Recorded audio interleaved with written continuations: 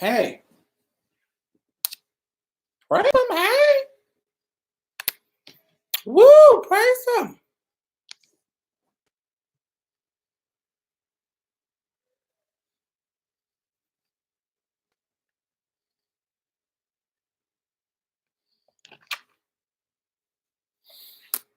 All righty. So make sure y'all thumbs up. Make sure y'all thumbs up if you are watching. How are y'all doing? Hey, Kay, how are you? We're going to start in about, 10 minutes. Give people enough time to come on in. Mm. Mm-hmm. Hey, Deshaun. We had so much stuff going on yesterday that I couldn't do a live, man. Make sure y'all thumbs it up as y'all come in. Because, child, this Rona is getting the girls together. So, I had a lot of meetings, canceling a lot of stuff, child. So,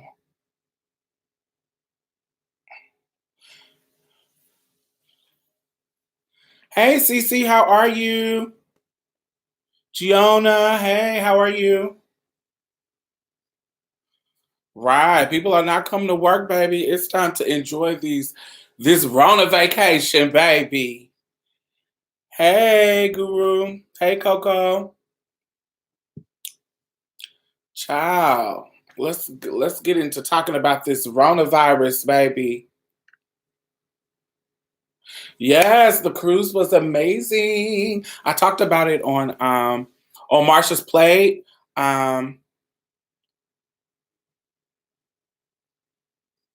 you know what's crazy about like the toilet paper thing? So there are certain things in my house that I'm always stocked up on. You feel what I'm saying? Because when I go to the store, I am already I always overbuy them because in my mind I think I'm out. So like toilet paper, bleach, dishwashing liquid, um, laundry detergent, because I always think I'm out of it. I always buy it. So I always got like 3 or 4 bottles or buckets. Toilet paper, rice. Oh my God, I always rebuy rice or like some beans or quinoa or shit like that. So I always rebuy shit like that. So I'm never out of it. So like toilet paper, I got my whole little undercarriage in my fucking bathroom is full of toilet paper. But why are people just stocking up on toilet paper? But I guess if you got more people home, like if you got your family, your husband, everybody is not going to work, everybody is not going to school, honey. That's more asses to be wiped, child. That's more asses to be wiped and more toilet paper to use. And you know who do not want to, if we quarantine in the motherfucking house for long periods of time, don't nobody once we run out of toilet tissue, don't nobody want to be washing shitty rags and shit, rewashing and rags to use, child. Like the old days, bitch. Ooh. Don't nobody want to do that. So I feel them. People talk about people buying toilet paper, but I feel them because I ain't trying to wash and reuse shitty boo-boo rags, honey. Hey, Stephanie. But no one. Oh, so because I used to be a store manager for Bath and Body Works, I got a million soaps, like a million. My under my sink is full of hand soaps. It's full, man. Like, oh my God, so many hand soaps. So I have tons of soaps. I got tons of like everything in regards to candles. I got tons of fucking lotions, body creams, body scrubs, body washes. I have so many, so many. Like I cannot explain to you how many soaps. Oh my God, I just have so many. I worked there for 8 years. That's so child. No, thank you. I don't need anything. Let me think. I did order from Amazon, and child, the Amazon people said, baby, they're out. I wanted some grapes, and they were out of grapes. And Amazon brought me some water and some almond milk. That's all they had. So that was about it. Hey y'all, How are y'all? Come on into the room. Make sure y'all share. Make sure y'all let the kids know the doll is on her live. And make sure y'all thumbs up. I see 16 people in. Make sure you hit the thumbs up to let the girl know you here. Um, before we get started, I couldn't start yesterday because I had so many meetings yesterday. So many people were canceling stuff. As you know, I am the executive director of Black Trans Women's Inc. And we had a very, very hard meeting yesterday that decided that we will be canceling the conference in May. Hey, Felicia. Hey, Marissa. Miss Polka Girl. Hey. Yeah, we are canceling the whole conference. Gosh, that's so difficult for us to do because this is the first year in this is our year 9. Year 9. And so this is the first year in 9 years that we've ever not had the conference. So that's really deep for us. And we know how important it is. This is a lot of people first time coming to the conference and now we're canceling it. But because it's in that time period where we just don't know, we just want to make everybody safe and make sure we prioritize people's safety. And as we all know, yeah, Corona is shutting it down. And as we all know, the best way to fight some type of epidemic like this is social distancing. So big groups of people, big gatherings, like that's just not safe. That's not safe for people's health. That's not safe. And it's just not smart. It's not safe. It's not considerate of people's health. And you know, our community, there's a lot of people in our community that have compromised immune systems. There's a lot of elders because we have a particular sector of BTAC that's called the Golden Flames, where we, it's the old people over 55. And so, people who are over 55 are particularly at risk. So we don't want to put people at risk by bringing them to a conference, engaging with all kinds of people. And we just thought it would be best as an organization to not bring people all together in Dallas this year and just take a break. And we might, I think we're going to plan to do something, some type of empowering. Hey, Yui. Some type of empowering still during that time, just to give something for everybody to, engage with. So we're still kind of organizing that. So I hope there's nobody that is disappointed, because you are not disappointed as we are, because we had a whole program for y'all. We had tons of people sending in workshops. We had tons of people sending in like wellness workshops and educational workshops and just so many things for the conference. And if you've never been to the conference, it's an amazing time where it's kind of like a family reunion. So even the fun stuff that's not educational and stuff, we're just going to miss it. It's a time for me to recharge and really just build community and be around my sisters and be around my brothers and be around my siblings. And, I'm just very disappointed. But Mother Rona said no. Rona said, no, ma'am, because I am here and I'm here to slay the girls. So, bam. Hey, Shantae, how are you? Who else? Purple Dame, hey, how are you? So, all right, I'm gonna get started in like 1 minute. How y'all doing? Are y'all taking care of yourselves? Are y'all feeling? I will be messy for a little bit. Y'all mind if I be messy? Do y'all mind? So, think about this.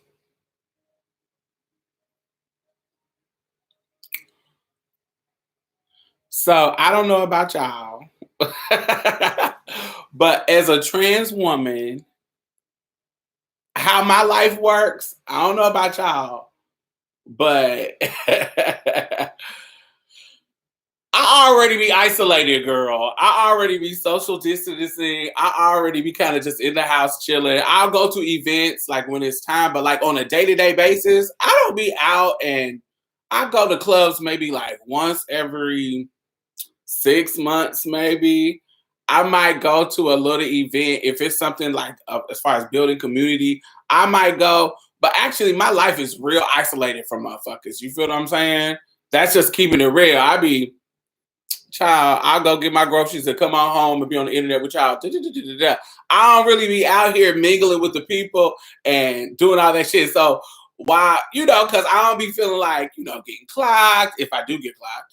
I don't be feeling like dealing with people being shady and all that kind of stuff. So child, I just be doing my thing. So our life is kind of set up to be social distancing, girl. So that's funny that the girls who are more marginalized, baby, are the ones already doing what works to stop from getting viruses, bitch.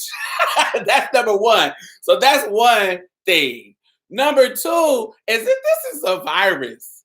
And wouldn't this be so funny if, the gays were affected at the late 80s and the early 90s by the HIV epidemic, and they created medicines to kind of help reduce your viral load and not be affected so much by viruses. Wouldn't it be funny that what saved the world is, honey, the medication that the folks who are positive and who they demonize and who they've been blaming, and how they how they blame AIDS on the gays and blame, if that same medicine that saved the gays and stopped the epidemic from spreading is the medicine that gets the world together, wouldn't that be ironic, baby? Wouldn't that be the tea?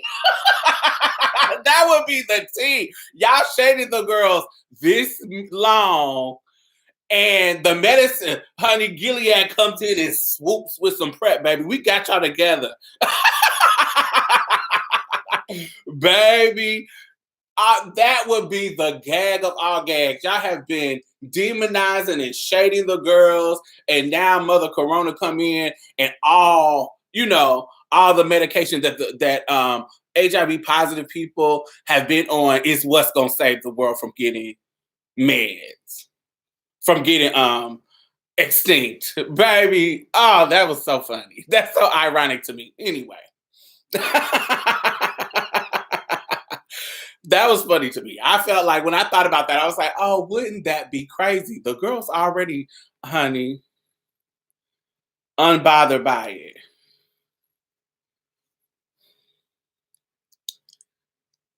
All right. So let's get started. Let me see. I always, throughout the week, I kind of type things down that I want to talk about and see what y'all think about them. So the first thing on my list is Love is Blind. So have y'all watched the episode on that, not episode, that series on Netflix? So if you have not watched it, the premise of the show is, so basically some strangers come into this like area that they have created for the show, and I have so many thoughts, and you don't get to see the people that you are dating. You just talk to them like through a screen, and y'all just talk to each other. And first of all, you can tell clearly the people who cast this show don't believe that fat people deserve love, because ain't nobody fat. It's only one representation of a black man, and I think like two representation of a black girl. I think Diamond and what's the girl name? What's the girl name? What's the one that's with Cameron? What's the girl that's with the white boy name? It's Cameron and somebody else. The white boy name is Cameron. What's the black girl name? Lauren, yes. So yeah, so it's not really it's not too diverse. I think it's one Latinx guy. I think Mark is Latinx. Or is he Italian? No, I think he's Latinx. I think, yeah.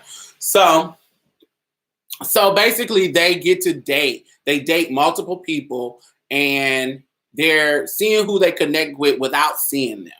And then once they decide to connect with somebody, and I have tons of broke nails because I've been traveling and haven't been able to fix them. Um, so once they have been, once they propose to each other over the little blind dates or whatever, which is still kind of weird. Which is, I don't know. First of all, looks are important. Not important enough for me to not pick somebody. Well, no. It's important, but it's not important enough to trump every single thing that I need. Because Lord knows I've been with some ugly ass niggas. So that did not fit my look categories. Actually, the niggas that I love the most in my life was not the prettiest boys. I don't have taste that fit like the pretty boy type, because I actually don't like quote unquote pretty boys. I don't really like them. I'll fuck them, but I won't be with them because I don't trust them. That's too my insecurity. The way my insecurity is set up, you can't be finer than me, my nigga. Sorry. So I don't fuck with no pretty ass boys. So I like, more either average or ugly niggas because they usually fuck you down. They treat you like a queen because they like, oh, I'm ugly, and she and she lives for me. So, child, I'm gonna treat her like a queen. That is stupid. That is the dumbest mindset. That's my mindset when I was younger. Kind of my mindset now, but not as much. Anyway, so I usually pick like, kind of busted ass niggas.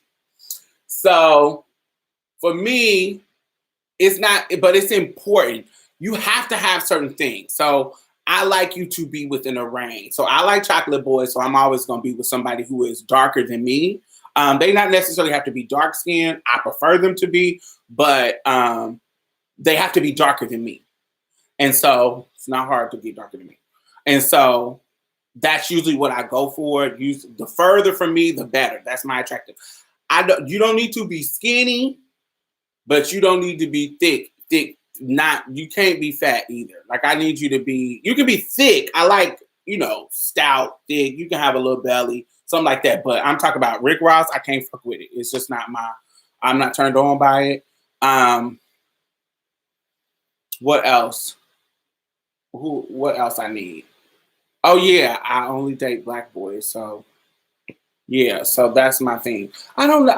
I just have had bad experiences. I don't like to teach people about racism. So if you don't have a racial political analysis and I got to come into the relationship teaching you about race, I just can't deal with it.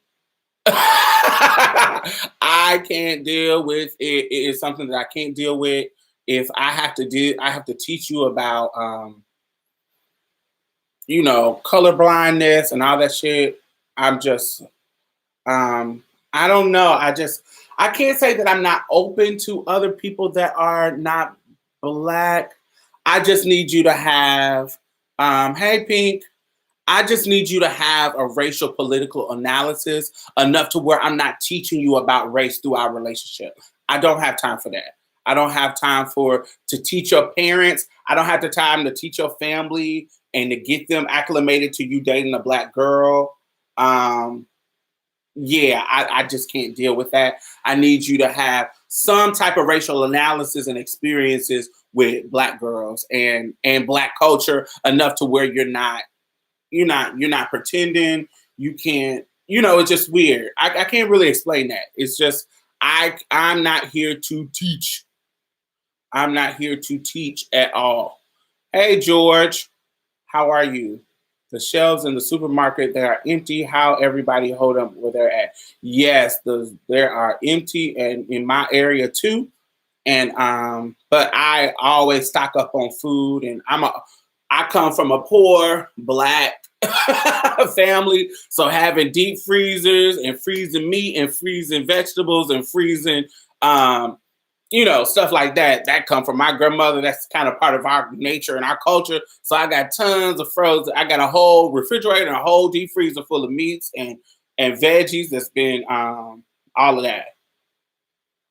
What do you think about Flame Monroe versus Marissa Miller? First of all, I am not a fan of Flame Monroe. She has me blocked because I have read her multiple times, and I don't fuck with Flame. I do fuck with Marissa because Marissa is a hometown girl. I don't know what's going on between them. I know that apparently Flame, the contract that they had for her performing at the March last year, Marissa paid her half of what she was supposed to be paid because she canceled her. Now, apparently, the contract said that she was supposed to get her full payment whether she performs or not. And if that's what the contract says, then maybe you got to pay the girl her coins. But I fully support Marissa canceling her from performing because she's a problematic trans figure that is extremely internalized transphobic, and I just don't think she was right for that particular space in regards to the trans march. I thought that was a good, conscious, smart decision on Marissa's part. I think that's great. But as far as the inner detailings of the contract, I'm not for sure. If she signed the paper, because apparently they wrote the contract, the Flames manager. I'm not 100% for sure, so don't quote me. Apparently, Flames manager is the one who wrote the contract, and they signed it. So if she's supposed to get her money contractually, thanks, George. That's on her. So yes, I'm with you. Just like you don't want a man to have to constantly defend natural hair too. That's exactly. I'm not arguing with no man about no natural hair. I'm not arguing with no man about whether I should wear weaves and wigs and natural hair. I'm not arguing with no man who can't look past me switching my hair up all the time. I'm not arguing with no man who can't deal with me being a thick girl. I'm one of them people that if you have, like, I have personal taste. And so if I don't fit your personal taste, then yeah, go on about your business and leave me, because I'm not going to be with somebody that don't fit my personal taste. So, and I don't find anything wrong with that. Like, I'm one of those trans people that don't feel that it's transphobic to not date trans people. I think if that's the only reason, like if you are attracted to everything else about the person and you don't, and it just because they're trans, you choose not to, I don't think it's wrong. I think that is rooted in transphobia, but I don't think it's wrong for you to do that, because in my mind, I think my bedroom can be discriminated. I think my bedroom and who I have sex with, I can be as discriminating as I want to be. My bedroom is not the United States of America. My bedroom is not a job. My bedroom is not, I'm not a hiring manager that has to follow policy and rules of who I'm equal opportunity hiring for the job that's happening in my bed. No, I can be as discriminating. I can be as biased. I can be as whatever I want to be. I can be as racist, transphobic, homophobic, whatever as I want to be when it comes to who come into the doll's womb, who come into the doll's home, who comes into the doll's bed, who comes into the doll's honey boudoir to please the dolly. I can be as discriminating as I want to be. And so for me, I don't find it wrong for people to be discriminating in their romantic lives. I think it's wrong for you to be discriminating in your job. Giving people work and giving people health care and giving people things that they need. Now, I know it's really problematic because some people can't make that transition, if they're discriminating in their coronavirus.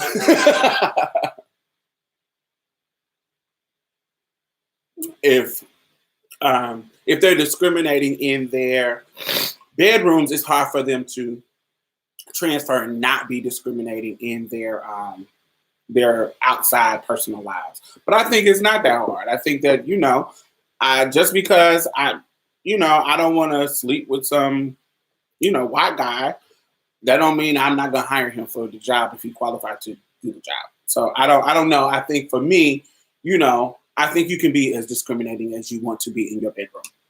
So, and it's not a problem. So, yes, BBC only.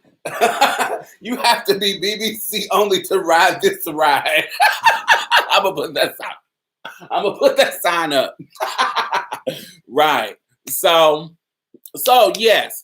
So the show, the parts of the show that I thought were interesting. The whole show was interesting, but the part that I thought was interesting was, um,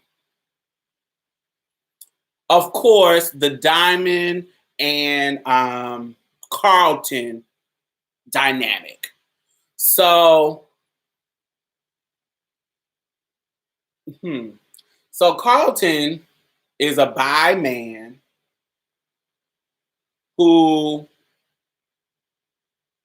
on the show, so later after the show, we realized that he was actually a whole butch queen on Real Housewives of Atlanta, getting into it with Kenya. So if you ain't seen that, Carlton and Kenya on Real Housewives of Atlanta, Google that. YouTube that. You'll see the video. And he was a whole butch queen on the show with Reed and Kenya. And what's funny is everybody was mad at Carlton. I'll get to that later. So Carlton felt like he didn't need to tell Diamond yet about his bisexuality. So for me, I feel the same way I feel about disclosure when it comes to trans folks. Hey, what's up, y'all? Welcome to the show. I see it's 28 people in the show. Come through. Thumbs up. I only see 12 people thumbsing up. Make sure you thumbs up. I think that just like I think about disclosure with trans people, I think that it is their right to be able to tell people they are bisexual when they want to tell it. I just think that's the right thing to do. It's their prerogative. It's when they feel safe, when they feel comfortable. It's their sexuality. They can disclose it when they want to disclose it. That's my whole my spiel, that when they feel comfortable. And so, but I feel like Diamond also has the right to, I actually don't have a problem with how Diamond was responding. She wasn't as negative. I don't think she was as negative as she could have been. She was like, "Oh, you throwing this on me? Give me some time to think about this. Let me think about this. You're kind of putting this on me. You already done proposed, already done said yes. I'm attracted to you. You were a good person." Although when they met in person, he was acting weird and strange and different than he was when they were in the pod. And she was clocking it. She was like, "Why are you acting weird?" Even though he was acting weird because he know he had to spill that kind of tea. But in my mind, I was like, well, yeah, this is a hard, complicated situation. And so he decided to tell it once they met in person, which is legit. And she has a right to say, "Ooh, you done threw a monkey wrench in this situation. You threw a monkey wrench in this situation. And you, this is something that I would have wanted to know up front, but now you're telling me now. So let me think about this and figure this out." And I understand that. Like I think she has a right to be that way. And she wasn't like, "Oh no." She would, to me, I thought Diamond's response was, kind of nice. It wasn't really that harsh. He was the one that was overreacting to her taking pause. Because to me, in my mind, when I was watching, she was like, "Ooh, you kind of threw a monkey wrench in the situation. Let me think about this. Let me let me work through this a little bit. Let's talk about it." Because she wasn't getting an attitude. She wasn't getting an attitude with him. She wasn't like, you gay. Because we know that the cisgender girls can give all of that, baby. They can give all of that. "Oh, you gay, you this, Don't mind what he told her, but why did he react like that before she could respond? Exactly. To me, I think that his reaction to her pause was an overreaction. First of all, if you getting violent and you throwing shit, you throwing hats and you doing all that. First of all, any kind of violence, any kind of overreaction in regards to your temper, child. Cause honey, I got a temper too, and we will get to bumping in this motherfucker.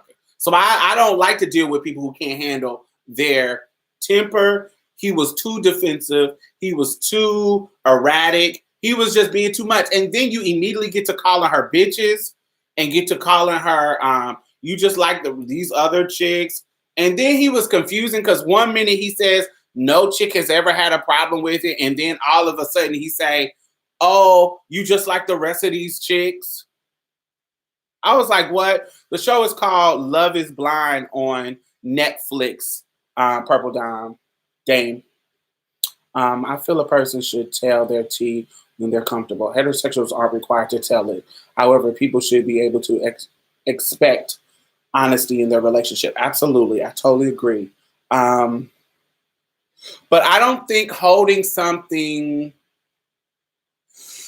I don't think holding something back is necessarily being dishonest. I don't think everybody puts everything out up front. And I don't think everything should be put out up front. I think you need to, because you don't know if you haven't worked this, it could be something, I don't know, say like your criminal background or your medical history, your identity. It's so many things that you have to be comfortable. You don't know. As a trans woman, I'm really sensitive to this stuff because I've been in situations where I would tell somebody my tea prematurely, and then they go tell other people that I really wasn't ready for them to know yet. And it could cause me problems like in school, or cause me problems in a job, or cause me problems in a particular situation. And I told you up front and I was being honest, but I didn't need to tell everybody else, and you done went and told everybody. So now, you see what I'm saying? I feel like, child, I'm not about to just tell everybody my tea. It's just not going to happen. I'm not feeling it. I don't think that that's okay. I think that it's all right for me to decide when it's okay to tell you my tea. And I think that's about everything. I think that's about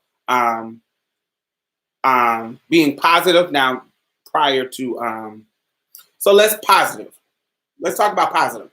I think positive, that's something that if you're positive, I think that if this is just a hookup, like say a random hookup, you use your protection and go on about your business. I wouldn't be tripping, because y'all being unsafe by hooking up with people you don't know, blah, blah, blah, blah. And now if the person engages the conversation, then go ahead and talk about it. But if say this is just like a random freak one night stand, we ain't talking about we ain't having no responsible conversation. We just hooking up. We met at the club. We in the back of the alley. Let's blah, blah, blah. Put this condom on, blah, blah, blah. Do your thing. Use your protection, blah, blah, blah.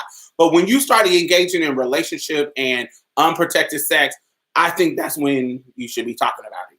To me, I think that's something that you should be talking about. That's just something you should be discussing. That's the adult responsible thing to do. And so to me, that's when it's appropriate to talk about. But if we haven't had sex, or we haven't engaged in sex, and we're not about to engage in sex, I don't think that's something that I should automatically, if I'm positive, that I should automatically tell you if that's something. Like when people talk about positive, people should just say, you should say that up front. That's stupid to me. I'm like, no. So you can go tell everybody and motherfuckers is treating me weird and I'm not even sleeping with them? No, I just don't think that that's cool. I don't think that that's okay. I think that people get to tell you their business and their medical history when they want to tell it. And I agree with that when it comes to bisexuality. Also, what I think about the Carlton and Diamond situation, it's funny how I don't think that I think that this is wrong. When he was calling her bitches and shit, I think that it's misogynist and it's wrong. But it's funny when I hear people talking about the scenario with them and they bring up the misogyny. But when we talk about the scenario with him and Kenya, like Kenya immediately start calling him bitches. Like they both were in the situation. I think somebody I was watching a video, I think by for Harriet, Kim Foster. She was saying they were talking about they were basically somebody was in the comments and they were saying that it was he shouldn't have been calling her bitches. To me, if even if the girl was using like slurs and stuff, baby, if somebody is talking shit to you about your transition, if somebody's talking shit to you about your homosexuality, if somebody talking shit to you about your bisexuality, if somebody talking shit to you and they calling you fags and dykes and it's in trannies and shit in derogatory, you can say what you can call them bitch ass niggas. You can call them whatever you want to call them because now ain't no rules in love and war, baby. Now we in war. And if you talking all kinds of crazy shit, I'ma call you bitches. I'ma call you whatever I want to call you to get off my chest to talk shit back to your motherfucking ass. To me, that's just my own personal little situation. If you get to calling me fags and shit, I'm calling you all kinds of bitches and hoes and stanky pussy bitches or whatever. If you get to going that far, I'm gonna go all I'm gonna go wherever I want to go, and if it's misogynistic, then that's what it is. If it's racist, that's what it is. If it's whatever it's gonna be, whatever I think is gonna press your buttons, that's where we're going. That's where we're going, honey. Whatever it is that we're gonna, because now we're down here in the mud and slinging the mud. So let's sling this mud. We slinging it, baby. Yeah, I think he just wanted to be on TV, Tamika. I think that's right.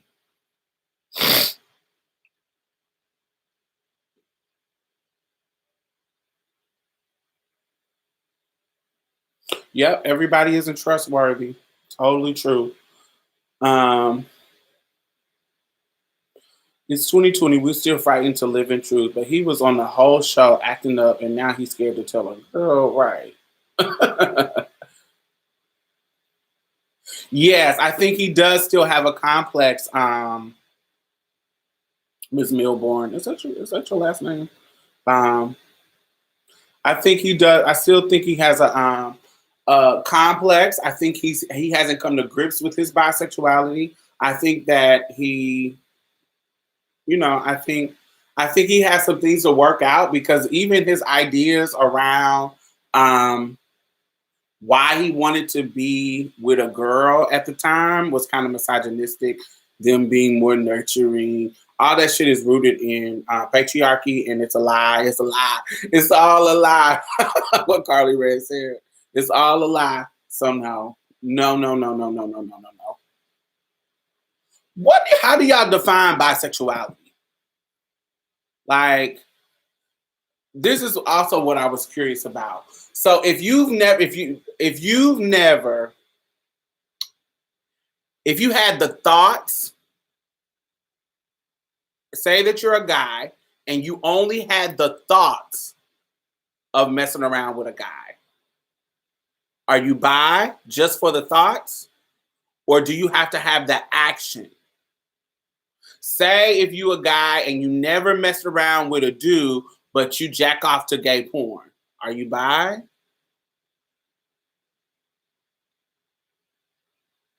Like that's what turns you on.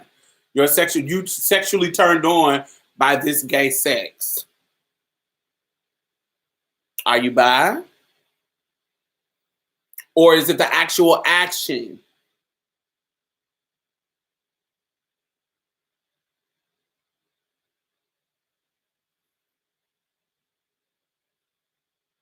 So if you go through your life and you never messed around with the same sex, but you thought about it and it arouses you, is that bi? Bisexuality is when you actively have sex with men and women. Watch porn don't make you bi. Okay.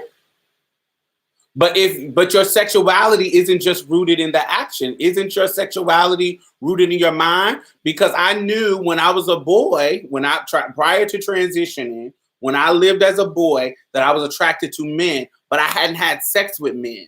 So my sexuality was already homosexual. I was turned on by men, but I hadn't had sex with them yet.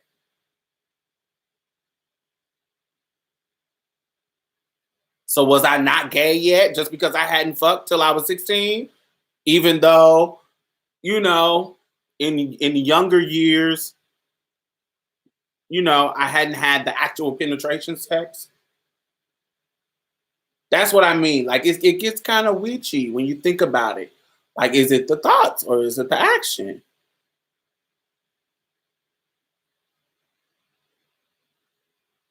Yeah, so if it's just in your mind, does that make you bisexual?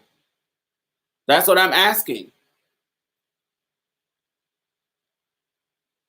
Thoughts can turn to action. So when is it the line? What is the line drawn? So if your husband says, if you're a straight cis woman, okay, let's see. I'm thinking trans attracted men operate who love pre-op trans women fall under the bi spectrum, because we are all different.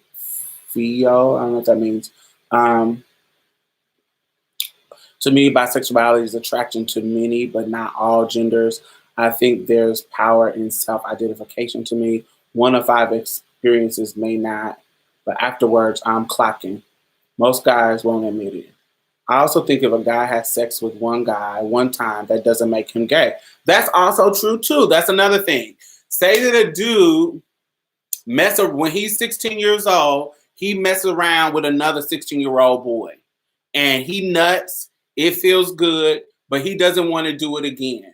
And so he grows up and he's 40. He's never messed around in again. When he's 40, is he bi even though he did the action when he was 16? Is he and never did it again? At 40, if he meets his wife, does he tell his wife that he's bi? Ooh, I don't know. Is he bi?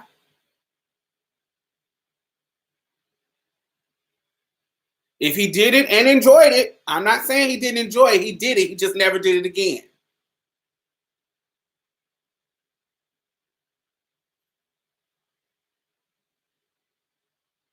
Okay. And then dude never messed around with dudes at all from teenager to 20, 30, 40 years old. He wants to explore and he spends a year in a relationship with a dude. 1 year. So from 40 to 41, he spends in a relationship with a dude. And they're in a relationship. It doesn't work out, and he's like, I don't want to fuck with this again. So he goes back to dating women at 40. At 41, he goes back to dating women. And he has no intention in being with a man again because he gave it a year try and it didn't work out. Does he tell her?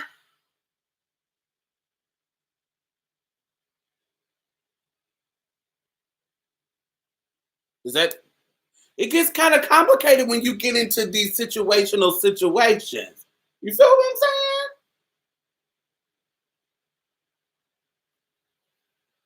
What if he just want to keep it to himself? Where, that was my past relationship and you don't need to know about my past relationships. Men feel guilty for not telling things like that. I don't agree with that at all. I think men can keep, long as you don't, if you can't catch it and can't figure it out, I think they'll keep it to themselves all they want. Because I know a lot of men that mess around with trans women, that mess around with gay men, that mess around with other women, that don't tell nothing. As long as they don't get caught, they won't tell nothing and feel no kind of guilt.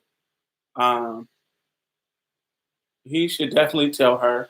Sexuality is more about your thoughts and desires, in my opinion. I agree too. I think that's mine too. I think I err on the caution of if you're aroused by penises, And vaginas, I think you're bi.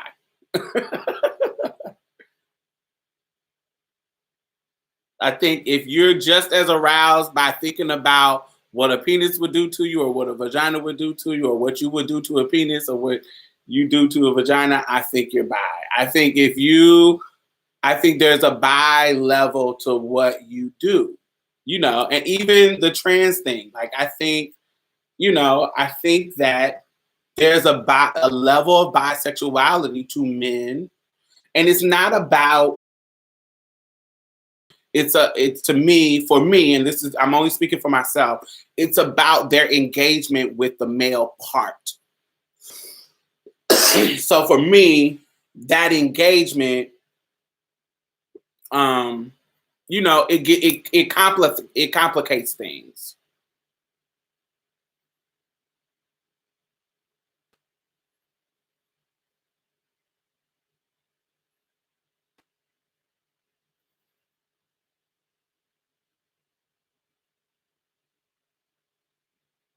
I mean to say that trans women are different from females. So I believe trans attracted men who fall under the bisexual spectrum. Bisexual is just the gray area to me. Yeah, I think it can be fluid. That's all. Oh, let's talk about, it's all fluid. Yeah, so let's talk about fluid sexualities. So I thought that was an interesting thing for somebody. Somebody was discussion about fluid sexuality. So um I don't think bisexuality is all fluid. I don't think every single version of bisexuality is fluid.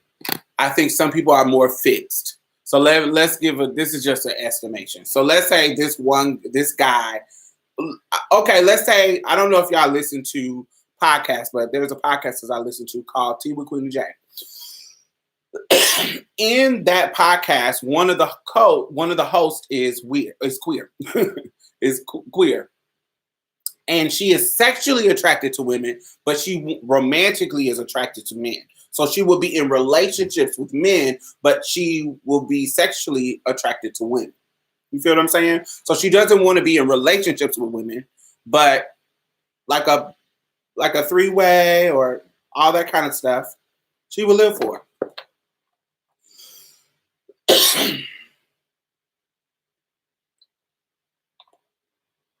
She will live for. So she messes with women, and but it's usually on a sexual level. So that's what it is. And in her in her situation, that's fixed. That's how she is. It's fixed. It's not fluid. That doesn't change. She romantically is attracted to men. So she always is trying to be in relationships with men, but she'll play with girls when the time arises.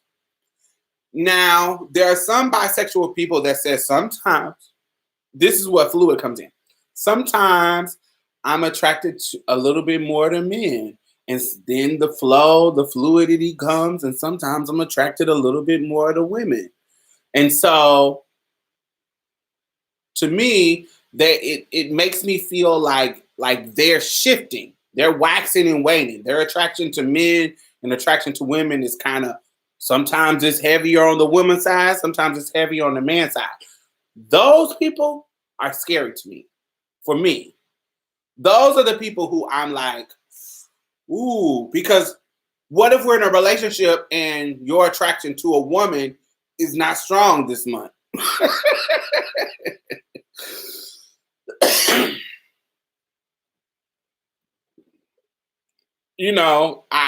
I'm like, oh, so you're not attracted to me this much? You more into the dudes?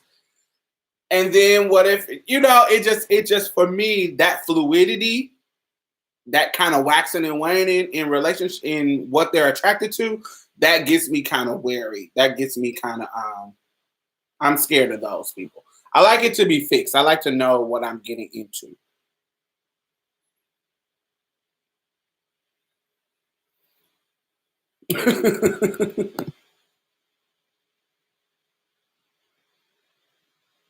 Because what it means, what to me, with a relationship with somebody like that, it makes me wary that you can have monogamy that has integrity.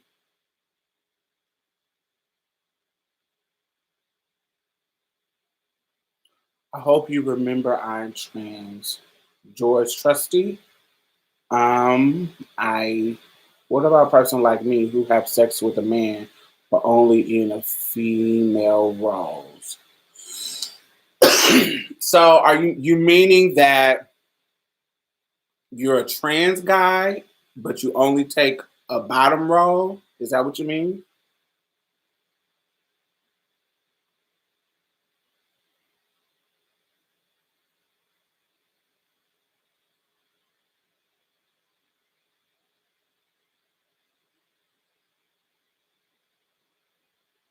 Hmm, that's interesting. I don't know. I think those people are just folks with real high sex drive. So whatever goes to get a nut. I don't mind the high sex drive. Shit, I want you to be hot and ready when I want you to be ready. Um, that's but I don't know.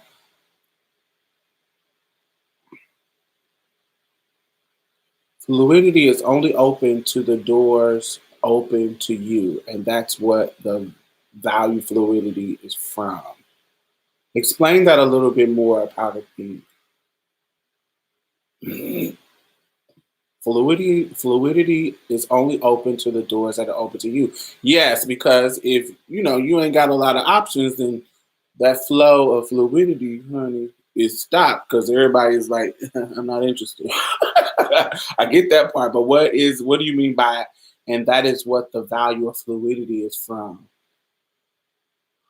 Yes, exactly.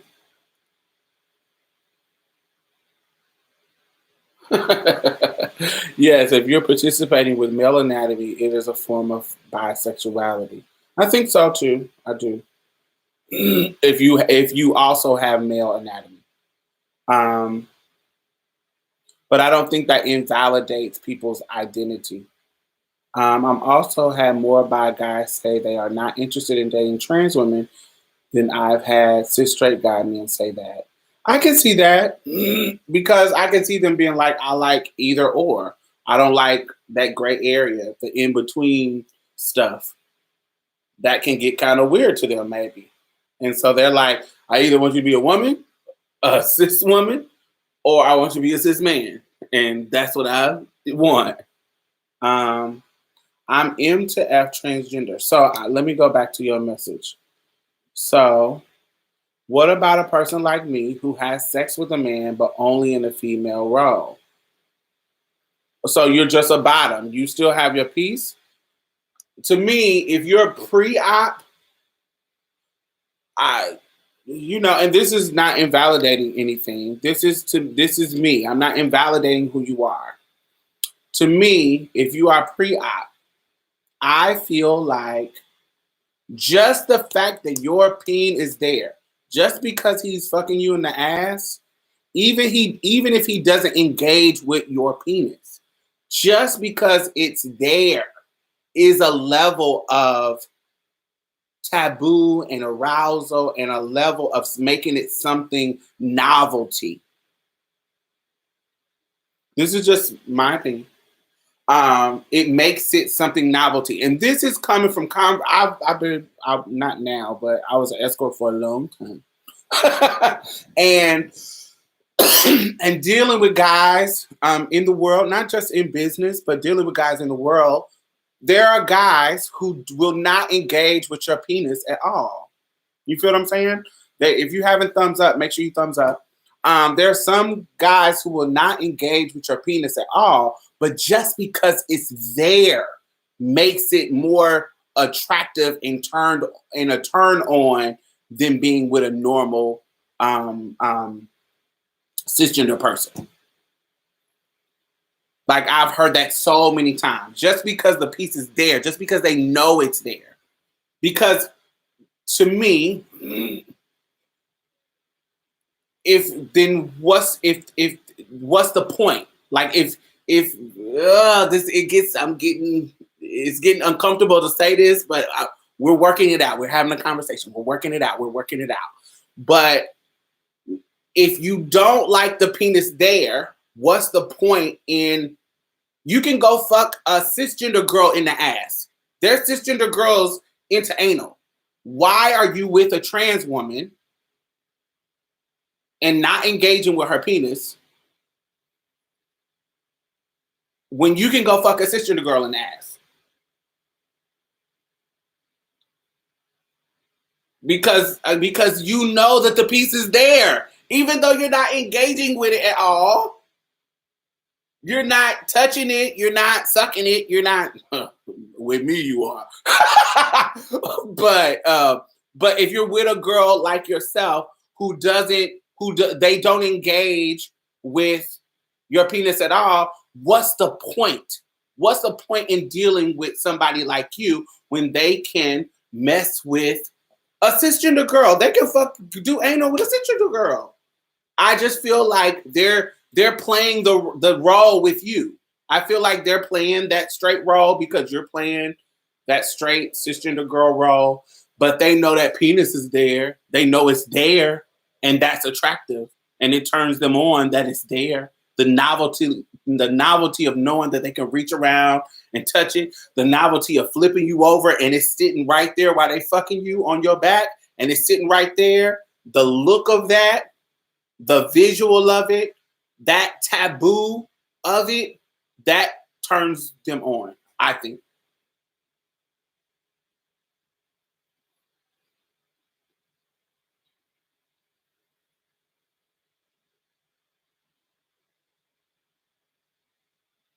That's just my opinion. It's the only way for me to explain it. I just don't, because what's the point? Like, if you don't want to play the game, get a cis woman. Exactly. I don't understand, because there are cis women into anal. If he's just fucking you in the ass, he's not doing anything else, why even deal with the stigma? Why even take the risk? Why even deal with what comes with dating a trans woman? Baby Shantae? That is the question. Why? But no. So yes, for me, what is the point in dealing with a man who would ignore your genitalia? Look, for me, at this point in my life, it's unacceptable. No. Immediate no. We're not fucking around. If you don't do my extras, if you don't play with my cuteness, I can't fuck with you. Sorry, it's done. It's over. I'm not fucking with you. But Steve says he loves the visual. Exactly. There's a visual there. But I can know that when I was younger and I was more invested in cis heteronormativity and cisgender roles and cisgender way of thinking, in what I thought rules of what womanhood looked like and what rules of what womanhood was, I felt like doing all of that stuff made him gay, and I was a woman, and I didn't want him to do all of those things because it invalidated my womanhood. I wanted you to treat me like a quote unquote full woman, and I don't want you to do any of those things. I would sacrifice my pleasure. I would sacrifice all the things that I may have secretly wanted. Because I remember I was messing around with this dude, and I was like, oh no, he was trying to give me some head. And I was like, oh no, what? No. That's what gays do. That's no. I don't mess around with men like that, and put him out of my house. I was that girl when I was younger. I did go through that kind of mindset. But once I got older and realized that, this is my body. Let me tell you really what really wore me out. When I would hook up with niggas that way, and they would be plunging me down, and I would have to wait till they left to jack off to get a nut. Child. I felt so stupid. I felt dumb. I felt like used and abused, but sometimes I wanted that. But still, I felt like, yo, no, I just shouldn't feel like this. I should be able to have some mutuality in regards to our pleasure and our getting off. What I learned was, what I learned was that, and really honestly, this came from escorting, this came from sex work. Dudes wanting to please you in sex work because that's just what it was. They're paying because you got the piece.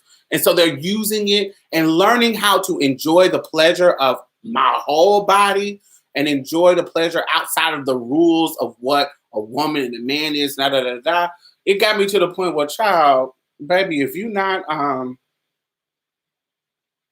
doing my extras, baby, I need you to do it. I need you to do my extras.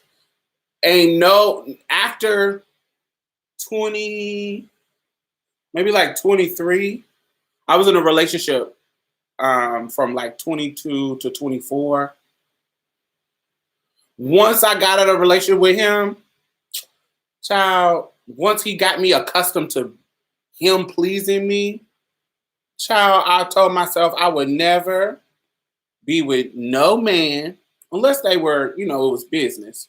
But outside of business, if it's us hooking up just for the hookup, child, you are sucking some dick. You are sucking some dick. Throats getting smashed. I'm sorry. You're doing my extra things and extra. You're getting into my cuteness, as I like to say. Get into my cuteness. So I'm sorry. That's what's going down. So yes.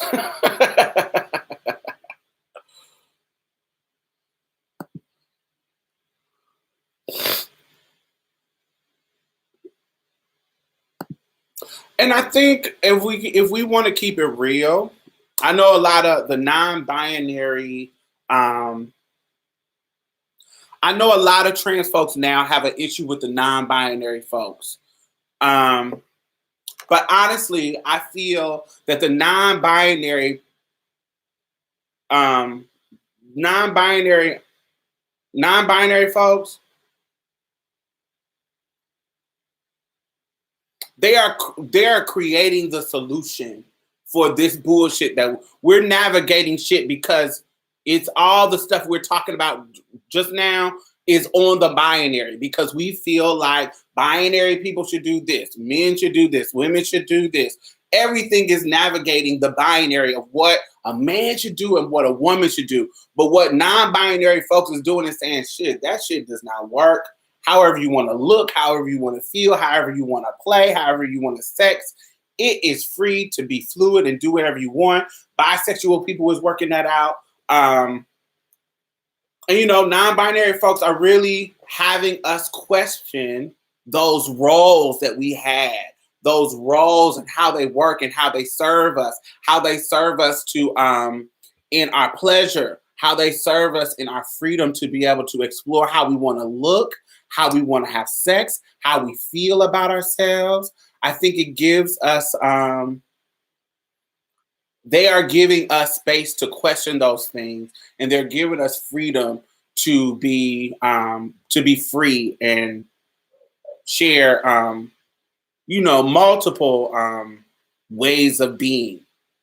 They're giving us that kind of freedom, and so that's the value I see in non-binary people. So when I see trans people kind of reading them and say, "Oh, they taking up too much space," or "Oh no, I'm old school," and da da da. I'm binary too, so I get it, but I also see the value in them being free to be who they are, because it gives me a level of freedom to explore what I want to explore in my sexuality, in my presentation, in whatever.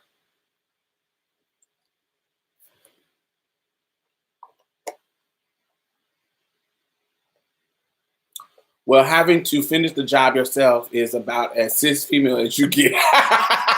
Right. So I've heard, unfortunately, I haven't had that experience since I was, like 23, 24. Because, baby, I I also got popped one time where I was like, "Oh, you got to do me, then I'll do you do me and I do you." And then once I had done him, he wasn't willing to do me. Once one nigga got me like that, no, you ain't get me like that no more. Anytime I'm getting down with somebody, you got to get me off first before I do anything. Before I do any extras, baby. Nothing. You got to actually literally get me off. Because I'm also not a person who, when I get off, I'm done. There's a lot of people who like, once I nut, I'm done with the situation. But for me, I'm not like that. I want another one. So I'll get off and then, get you off. And then if we do some more, then we wear it out. The thing about non-binary people is that they can look how they want. And with some, you have to ask what pronouns to use to be respectful. I think that should be normal. Toxic femininity has a stranglehold on trans women in a major way. I don't believe in toxic femininity. I think what we call toxic femininity is a byproduct of toxic masculinity. It's a byproduct of patriarchy. It is all just negative patriarchy. Women having to be uber feminine. Uber femininity gets you access to social capita. It gets you access to things that benefit you in this patriarchal world. So it's still the same toxic patriarchy that causes those reactions. To be uber feminine gives you a certain level of social capita when it comes to the world. So in patriarchy, if I want to benefit all of the, if I want to get all the spoils of patriarchy in a patriarchal world and all of these things, I can be uber feminine. I can just get, if I got the big boobs, I got the small waist and big ass and all the things that is uber feminine. This gives me certain access to certain levels of men. If I got a certain level of beauty, when we think about like Drea Michelle, when we think about Lupita Nyong'o, when we think about whoever fits ideal beauty. So even like Lupita, she fits a beauty, but we're trying to fight for that beauty to be up there. It still doesn't fit white Eurocentric, beauty standards. So, but people who really fit into that, look at Gisele Bundchen. She's like that white model, Brazilian model, blonde hair, look white, blah, blah, blah. When you fit in those perfect beauty standards, you get a certain level of access to the material gains of patriarchy. And to me, right, when you say toxic femininity, it's like saying reverse racism. That's just not, to me, what you are calling toxic femininity is a byproduct of the stereotypical patriarchy. That's just women playing the system. They're playing into the system. They're playing into the role to get that social capita. That's what I feel when it comes to toxic femininity. We actually do a show. I'm not really for sure what the name of it, but if you go to Marsha's Plates SoundCloud, I think it's one of our top played shows, and it has toxic femininity and bottom growth. It talks about toxic femininity and bottom growth in trans men on the show. So check that out, Shantae. And I kind of break it down on the show. It's called Toxic Femininity and Bottom Growth. I don't know what episode it is, but check it out. It's pretty good. And people are still disgusted by Miss Universe. Look at her. Yeah. They definitely are playing a toxic game, but it's just like light-skinned people in the Black community who play into their privilege as light-skinned.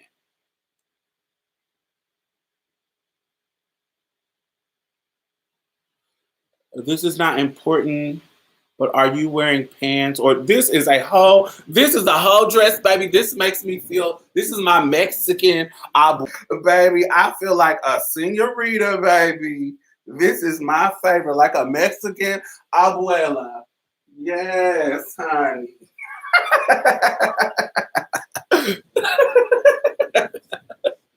I live for this.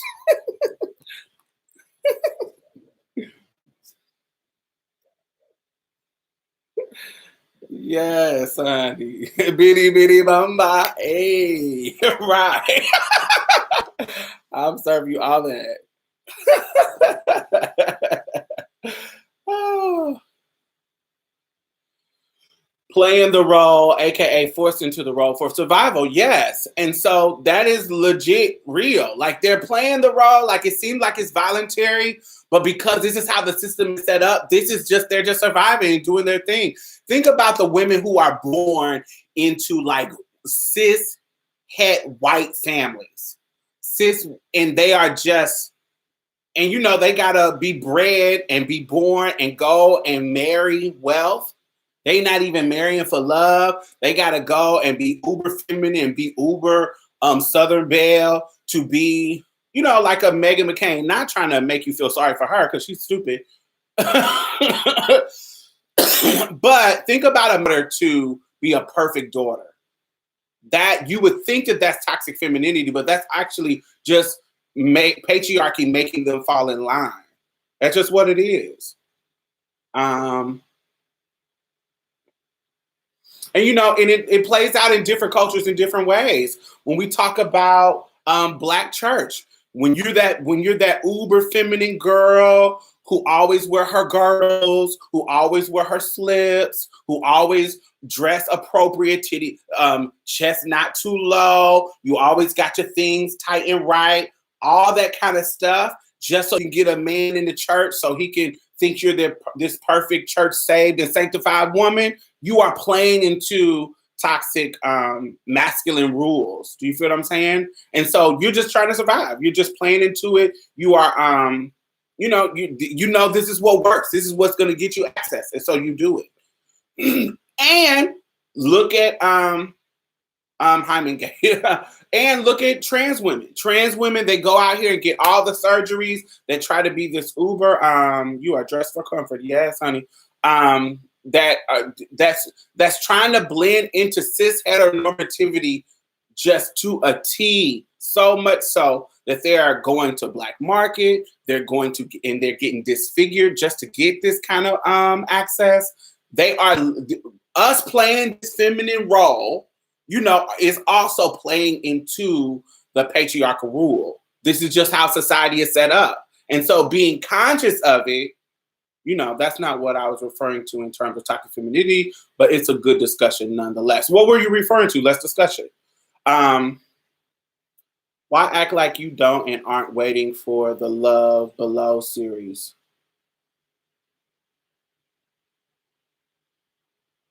Hey, Omar Banks.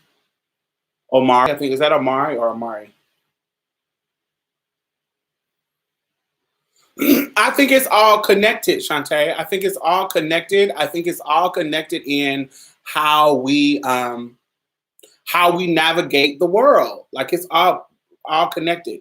So the love beneath. Oh God, y'all keep bringing this up every time I do a live. So this is the thing. I'm trying to get my book together, and there are stories that need to be told, but I'm in a new position at my job, and so I have a lot of writing to do. So I don't want to get to the point where I don't have any more stories to tell you. So understand about my book is about my 20s. So I only have so much between 18 graduating high school and my 20s that I can tell y'all. I didn't experience a lot. I moved to Mississippi, so I got some more stories to tell y'all about prior to me going to college. My book is about me going to college. So my college experience on through my 30s. So from 20, each chapter of my book, this is my plan, is each chapter of the book is going to be a year of my 20s. So 20, 21, 20, no, not 26. I was 28. I think I was 28. So all the way up until y'all met me. So that's when the book is gonna start. But what I have to tell y'all on here, the preface, is it preface? Preface? Yeah, the preface until 20. So I don't want to run out of material by the time I get my book finished. I want the last video to be ready when my book is ready. Let me see. Okay, now you're on the right track. Lovely. Yes, exactly what I was thinking. Exact points. It touches a lot of us. Thank you. We definitely need that. I got y'all. I'm talking about the links trans women go in order to assimilate to cis heteronormativity. It is the same links, baby. It is. That's why I'm saying all of this is connected. The same thing that pushes Nicki Minaj to get those boobs and that too big ass and those hips. The same thing that pushes Nikki Exotica. I think y'all know her. She's a trans girl on here to get a million nose jobs and to get what she got done to her. The same thing that made me go down to Dr. Milena and get these big boobs and this. The same thing that make you go get FFS. The same thing that make cis girls. Everything that makes you want to be this pristine, your picture of perfect femininity, it's all rooted in the same thing. We want to be attractive in the world. We want to attract people in the world.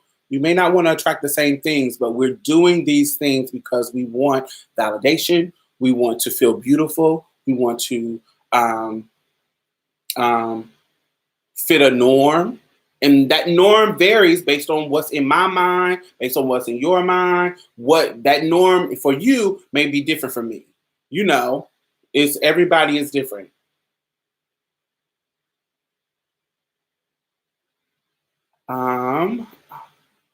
Yes. So let's see. We have about 15 more minutes. Let's see what I want to. I do want to talk about. I just want to give honor to Henrietta Lacks a little bit. I know we're going to go into other conversations, but while we're to one of our ancestors, Henrietta Lacks, and talk about the HeLa cells that she didn't consent to providing, but they tricked her and provided. HeLa cells have been a part of testing for the polio vaccine. They led to the breakthrough in the studies of herpes. They led through the breakthrough in the studies of leukemia. They led through the breakthrough in the studies of influenza. They led to breakthrough in the studies of hemophilia. They led to breakthrough in studies of Parkinson's.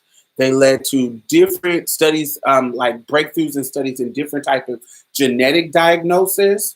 They were sent with the first human into space, with science discovering HeLa cells divided even more quickly in zero gravity. Like, because that is what made the HeLa cells special, is that they divided so much, and it was effectiveness of radiation, studies in toxic substances. It led through breakthroughs in vitro fertilization. They were also the first cells used to determine that humans had 23 pairs of chromosomes. So all the chromosomes that have been studied and breakthroughs that we had in transgender, the biology of transgender, of being a trans person, the biology of that, all the breakthrough was rooted in Henrietta Lacks. They helped launch the multi-million-dollar biomedical industry. Understand that. Scientists at Hopkins conducted research on the descendants of Henrietta Lacks 25 years after her death without the full understanding of the research purposes. Despite the tremendous value of the legacy of her children have gotten very little money, and they have led a life of poverty. And Oprah did a movie about her life that you can check out. They suffer from tons of chronic health problems without any kind of benefit of health insurance. So the fact that her genes have created these white motherfuckers millions of dollars And her family can't even get some free insurance, which they should. They should have a lifetime of free insurance, free services and health services. Girl, stop playing. Henrietta Lacks was buried in an unmarked grave for 60 years before she received a headstone. She was married at 15 and had 5 children by a 31-year-old man, and died of an aggressive form of like cervical cancer. And, to me, they kind of did her wrong. So I really want any kind of space where I'm talking about, medical stuff. I wanted to give her honor because this world does not deserve Black women. And the things that we have sacrificed to create what we see today, the benefits of what we see today, I'm sorry. Like, we have to always give honor to Black women and the contribution that they have given to the world. And Henrietta Lacks, almost above all, other than, whoever was the first Black woman to birth all of us being here. But in regards to the medical field, Henrietta Lacks is above all. She has made so much contribution to us living longer, living better lives, and, not being ravaged by, what we've been ravaged by in the past. Let's see, what else? Please contact me in any way I can help. What does that mean? When people say, please contact me in any way, what does that mean? Have you been following Devon Robinson trial? The dude that killed the gay boys and trans after an orgy? No, I ain't read about that, girl. I've heard about it, but I haven't went and looked about it. So I might do some research on it, and then I'll talk about it on another live show. That story is painful and just horrible. Yes, definitely. And they think they don't owe us reparations, although we truly prop this country up in so many ways. Economically, medically, one of the reasons why we are leading is because we literally it has been on the backs of Black women. And then follow Black men. All right, so we have about 8 more minutes, which I want to talk about for the last 8 minutes.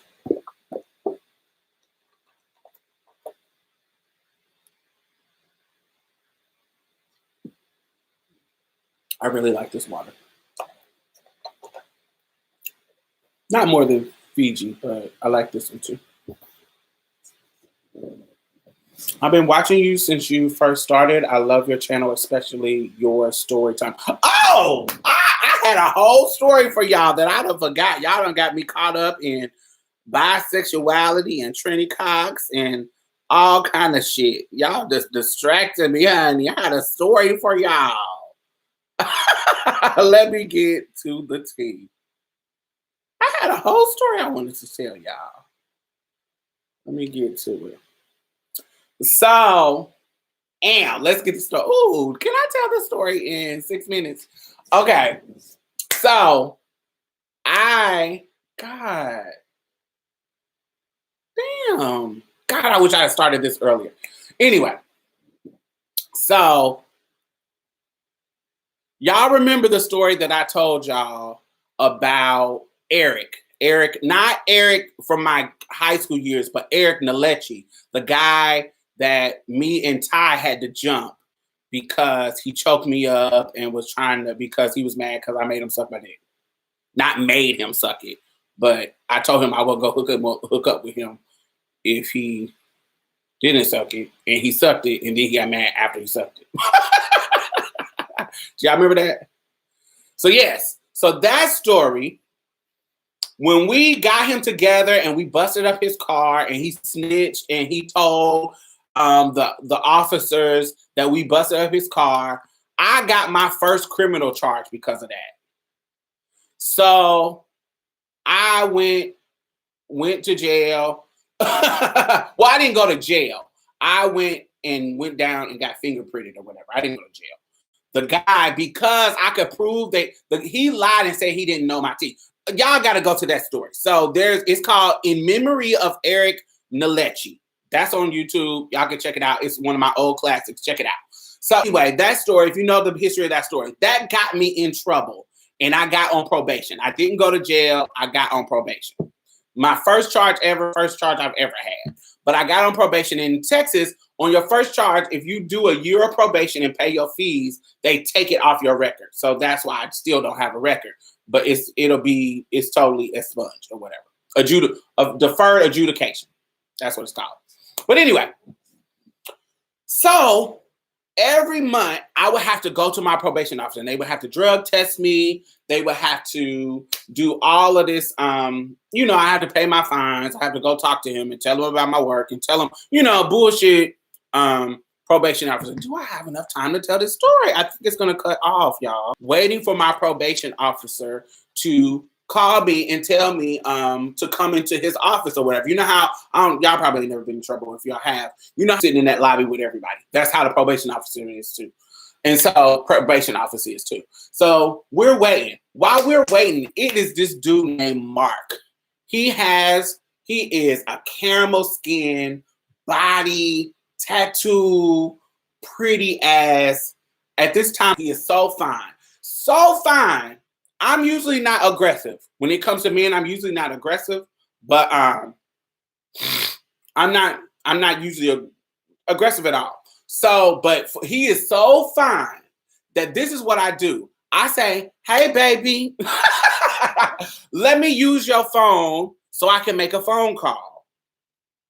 He lets me use his phone. And from his phone, I text my phone. I had told him that I lost my phone. That's why I need to use his phone. So I text my phone and give him his phone back. When I get the text message, I send him a message right there in the lobby. And I say, I just wanted to get your number because you find this here. And he smiled and laughed and he thought it was so cute. And we started exchanging numbers or whatever. So while we're at the probation office, there's another trans girl in the probation office. All of us are waiting. Once we talk to our probation officer, we have to go get drug tests. And so you have to get drug tests everything is based on binary. So girls on this side and boys on this side. When we get, but there's also a waiting room for you to get called in to do your piss test, right? So while we're waiting to get called, there is a trans girl that I do not know. She's from Houston. And remember, I was new to Houston, so I didn't know every girl. There's a trans girl in the office waiting to get drug tests that I did not know. And we were both in the girls' line, but we weren't talking to each other because we don't know each other and we're just there. And I am personally nervous because I haven't told them my tea. My probation officer does know, but nobody else in the office does. And he hasn't told anybody. And so this man comes out. Once the trans girl is in line with me, we're not next to each other. We're kind of like, we're both there may be like 5 people in between her, but she's behind me in the line. So we're waiting in line. The man says, he calls her by her dead name. And he tells her, excuse me, you need to come in the male's line. Embarrasses her in front of everybody else. Now, mind you, my gender marker changed and my name is changed. So nothing has been said to me about my transness or about me being trans or about me being with the boys. Nothing. Nobody has clocked my T, nothing like that. So he does this and embarrasses her in front of everybody and makes her, a whole trans woman, get into the boys' line to be able to do the piss test. I was so embarrassed for her. But remember, he does this in front of the guy, Mark, his name is Marcus, Mark, who was that I exchanged number with. So think about how that sold my fish. I didn't get called to the boys' line. I I didn't get called to the boys' line. And honey, I'm with the girls, and I do my piss test with the girls, and they go do their piss test with the boys. So in his mind, there was a moment where my fish was proven. So we go into we go into conversation in the in our thumbs it up. Yes, we go into conversation in our text messages. So this is my younger days. Don't judge me. I tell him come over, and I don't tell him my tea, and I bend over and let him fuck me, and it was so good. So this is my younger days where I was playing a lot of games that I shouldn't be playing, irresponsible games, and I didn't tell him anything like that. I just, cut the lights off and bent over and let's make it happen. Word out. So he was so fine. He was so right. And I just didn't, and my fish was sold so much because of what was happening, where we met at, what happened. And he was not questioning my tea at all. It just was like everything had led to a perfect situation. So we hook up, and it was wonderful. We hook up 3 times after that. So on the 3rd time,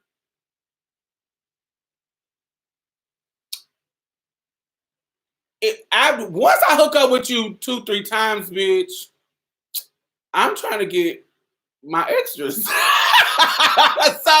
I'm either gonna stop fucking with you, or I'm gonna have the conversation, honey.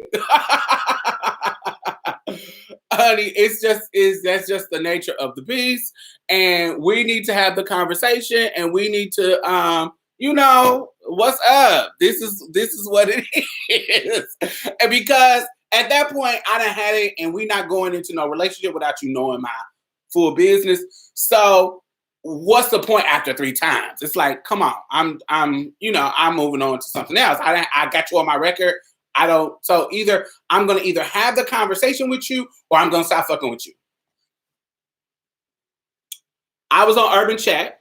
I don't know if y'all remember that site, but it's an old school site called Urban Chat. And at this time in my life, I was a full-time escort. And so I was always trying to get some money. So every profile on every social media site, on everything, was saying, what's up with that pocket? What's up with that coins? What's my rate? I need my coins. I need my money. What T.S. Madison does?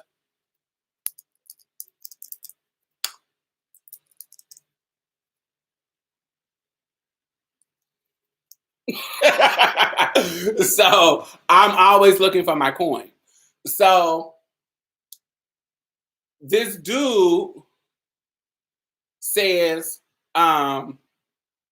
this dude has been hitting me up for months. This dark-skinned, tall. He's like 6'2". He's like, he's more my type than Mark, but he's just tall and fine. And I have never met him, but he looks good. But still, just because you look good, I need my rate. When I meet you online, I need my rate. In person, you might can slide through. But online, I need my rate. Coins, please. What's up? You ain't got no money for me? Get out of my inbox. So apparently, this dude's name is Black. Let's call him Black. Apparently, Mark knows Black. Okay? Mark, I guess, tells Black that me and him, he met me and we hooked up. And so this convinces Black to spend some money. You feel what I'm saying? This convinces Black to spend some money because Mark told him that we had a good time. So Black is like, okay, I got your money for you. What's up? But mind you, for 6 months, he was on some bullshit like, oh, I don't pay for no pussy. Oh, I don't pay for nothing because I don't talk about my tea when it comes to business, honey. I ain't got no this, and this is how I used to play it back in my old school days. I will have a really reasonable price for head and an outlandish price for fucking. So that if I was put in a position where I fucked, it would be worth a lot of money.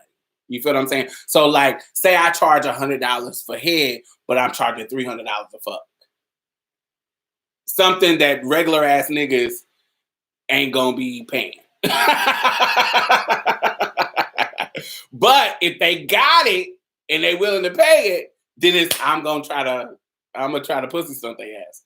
So Black comes to the house with $300. I didn't plan on doing all the things that we did, but I got prepared for it because you never know, girls. You know, you go and play in them bottles, play in the water sports, honey. Get your guts right. Get ready for the action, just in case. And he was ready when he came. And baby, I had I had wore him out. So I saw Black 2 times. And after I saw him 2 times, the first time I got it off, but I think the second time, Black did not know T, but I think the second time that I hooked up with Black clocked my T in the middle of the session. And he just went ahead and finished and then left. His ass, he hits me up on the website and he asked me,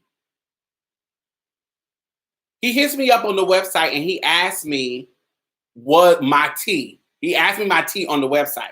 And I was like, boy, don't be asking me no questions like that, child. Stop playing with me.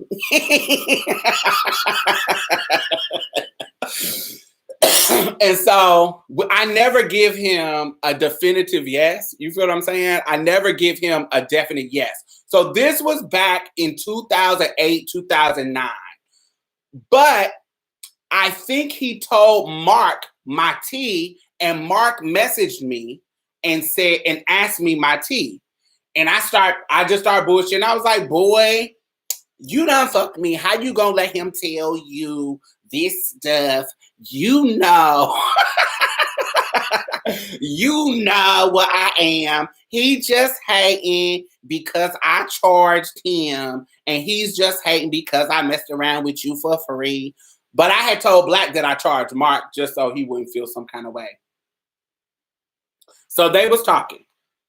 So yesterday, fast forward to 2020, in the middle of the corona, he sends me, I get a message from a guy. Now, mind you, this is back in 08, 09 that all of that happened. I never fucked around with Mark again. I never fucked around with Black again. So this is the message that I get yesterday night. Like at 1 a.m. He says, oh my God, some dude. Now, mind you, I don't recognize this person. This is 10 years ago. So I don't recognize this person at first. He says, oh my God, you gave me the best head of my life years ago, and I fucked the shit out of you. Do you remember me? And I was like, no, but I've heard that before. And he says, God bless you, LOL. I said, AKA God blessed you. And he says, he was like, shit, it would be a blessing to experience it again. I say, honey, based on the time period that he was talking about, I knew that this was a client. Now, mind you, I don't escort no more, but honey, if somebody got some coins for me, I'm taking it. So especially if it's somebody from my past that I used to trick with, I need my rate. Still, bitch. He was like, so can I experience it again? I was like, well, honey, what do you have for me? And he was like, compensation. I said, how much? And he was like, shit, you tell me. Please don't. This is getting into the tea, y'all. He says, please don't get offended. Like I said, I met you years ago off of Northborough. That's the street I lived on. And I don't know. I think he was like, I don't know. I don't think that you're trans, but will you confirm that you're a woman or not? And I said, how did we get to the point of business? Now, mind you, I'm not clocking who this is yet. I'm not clocking who it is yet. He says, he was like, how do I say, how did we get to the point of business if you don't even know if I'm trans or not? He says, well, I mean, this was way before that term existed. And a friend of mine referred me to you. I was scared as hell to ask you back then, so I didn't ask you. So how much do I gotta pay you? And you're not trans, right? I say, why would your friend, because I'm not about to answer the question because I don't know where this is going. Right idea, wrong girl. He says, why? I was like, why would your friend refer you to a trans escort? Why would he refer you to that? And what do you mean the term didn't exist? What are you talking about? He was like, he wouldn't refer me to a trans escort. We weren't sure. Once he give me the we and all of that, once he give me, I start putting, I got a memory like a fucking camel or elephant or something, like giraffe or something, because I remember like crazy. Once he starts saying this stuff, I'm putting that this is him, the guy. And he was like, we weren't for sure. That's why I'm asking the question, mainly because of your height, because I am 5'11". And with heels and shit on, honey, I'm 6'3", 6'4". I don't know if the term existed at all. The trans term wasn't really popping back then. Nigga, what? Not like it was it ain't like it is now. Not back in 2009, 2010. I actually appreciate your replies right now. I have nothing against trans. I was just never sure. And it kind of haunted me because like I said, to this day, you've been the best I've ever had, hands down. I enjoyed that night. I don't mean to bother you, and I'm not trying to be funny and trying to bother you with my insecurities. I'm not into men or trans, so if I were to ever see you again, I'd like a clear conscience that that was the only reason for me assuming that. And I say, is your friend named Mark? And he says, yes, laughing my ass off. Damn, you got a great ass memory. What the fuck? I said, yes, I remember everything. Me and Mark fucked, so he knows what I am. You told him I was trans. So this is what my perspective of everything, what it was. I felt like Black told Mark that I was trans because he was mad that I was charging him and I wasn't charging Mark. But I lied and told Black that I charged Mark too because I wanted to get money from Black. Because he met me online, nigga. I still need my coin. Just because I met him in person at the probation office don't mean that you get to have me for free. No. And so I said, yes, I remember everything. You told him that I was trans because I met you on Urban Chat. I met him at the probation office. And so he was like, oh, I never knew that y'all had sex, but nice to confirm. And being so nice. It's been so nice to talk to you and catching up. You obviously haven't aged a bit, blah, blah, blah. You're still beautiful, blah, blah, blah. Damn, I didn't even remember Urban Chat. You remember everything. And I said, first of all, I met you first because I did meet him first. I met him 6 months prior to us hooking up, and I met Mark in between at a probation office. And he doesn't remember his shadiness. Like he thinks that he doesn't know that I know how it was just him hating. It was because I was charging him that he told Mark my tea and messed up me and Mark's situation. And so he says, I say, you just don't remember. I remember. You told him I was trans. Nothing was confirmed about anything. You told him that, and you claim you're claiming that you wasn't for sure, but you were trying to be messy and try to mess up my money, but you didn't mess up my money. I still got paid. I'm just telling him this. I never saw Mark again, and I wouldn't charge Mark anyway. And so last night he sends me a message. Last night at the end of the conversation, he says, I wasn't hating on you about money. I just felt that it was shady that you were charging me and wasn't charging him, because he told me that y'all hooked up and you wasn't charging him, and you was telling me that you was charging him. And I was like, I charge everybody. I don't know why he's lying to you and telling you that I had him for free when I didn't. And end of conversation. He comes last night and gives me my coins. And, you know, he knows my tea now. And he comes and gives me my coins, and we have a low, nasty session.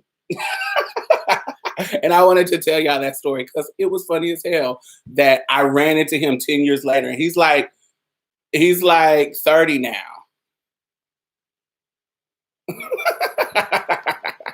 So, all right, y'all. So I will be back on, make sure y'all thumbs it up. And I will be back on Friday. Like I said, Friday between 7. It's either going to be at 7 o'clock or it's going to be at 8 o'clock or somewhere in between. And yesterday I couldn't do it because it just was so busy and so crazy and blah, blah, blah. So I came tonight on Saturday. I hope y'all stay safe. Make sure y'all coughing into your elbows and not coughing into your hands, and make sure y'all stay away from people. Hey, Tracy, where you been at? That's my gay mother, y'all. Miss Tracy Scales. Always get your coins. Amen. Ricky TV, once I cut it off, it's going to replay. It's going to be posted up as a video. It's always a joy seeing you and hearing you, Diamond. Yes, Tracy, make sure you should come and let's kiki and tell some of our old stories. We have tons of stories. So yes. And make sure y'all can email me. Make sure y'all check out the podcast. All the links are in the bottom. Make sure y'all are subscribing. Make sure you are doing the notification button. It says only 5% of the fucking 10,000 people that I have subscribed have hit the notification button. Make sure you get the notification button so you know when I go live, so you know when I post a video. Make sure you thumbs up.